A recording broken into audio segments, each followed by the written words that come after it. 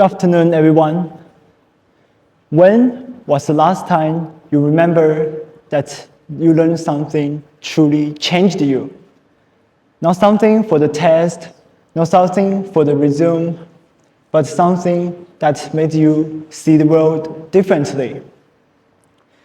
Maybe it was a book that opened your mind. Maybe it was a teacher who believed in you when you don't believe in yourself. Or maybe it's been a long time. I'm a student. I've been told all my life that education is the only key to success. But lately, I've started wondering, if education is the key, why so many of us feel trapped inside? I remember one night, I was sitting in front of my desk, surrounded by past papers and deadlines. I wasn't learning, I just surviving the education. That night, I realized something. Education no longer felt alive.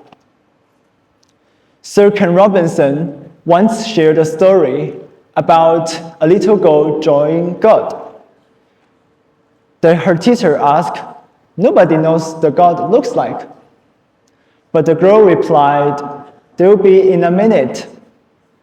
That story reminded me the children are born with creative and how easily school suppress the creativity. As Einstein said, education is what remains after you've forgotten everything you learned from school. Sadly, most of us forgot the true meaning of education long before ever we leave school. We learn to please, not to think, to perform, not to question. We memorize facts, but rarely to stop asking ourselves, why are we learning, or who we are becoming? A great educator, John Dewey, believed that education should connect with life. That is, we should learn from life, not apart from it. But today, education gives me a feeling that the system teaches obedience instead of developing curiosity and comparison instead of cooperation. So I began asking myself a question. What has education taken from us? It has taken our voice, the courage of asking why, and told us to obey out of fear. It has taken our curiosity, confidence, that courage to fail, to try again. Maybe it has taken our part of humanity, that is, the part learns not to win, but to understand. Modern education, shaped by meritocracy, turns learning into competition, rewarding privilege. Those who already have better schools, better education, better tutors, better chances, even better grades, are the most likely to succeed. But education should lift students up, not rank their worth. That's where we went wrong. We built schools that trains memory but neglect empathy, that reward competition, not compassion. Education isn't a race. It's a journey to find who I am.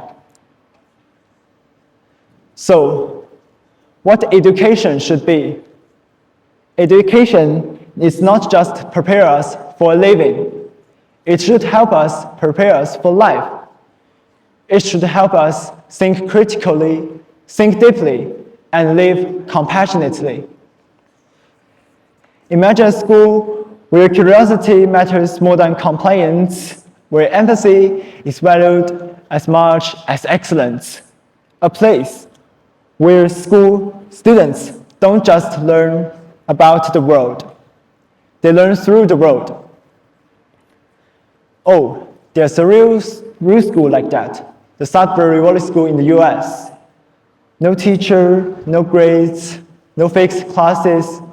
Students decide what to learn, how to learn, and when to learn. Most of them grow up confident, self-driven, and creative because they've discovered that something education forgets, that learning is most powerful when it comes from freedom.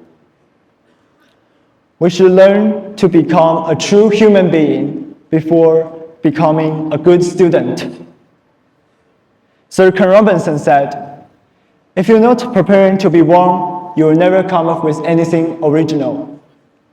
Because a society without curiosity has no innovation. A society without criticism has no progress. And a society without empathy has no soil. So let education return to its true essence. Let's not only fill our minds, but awaken our hearts. Let the purpose of education not to be to let everyone as the same, but to guide everyone to remember who you are before the world told you to be. Thank you.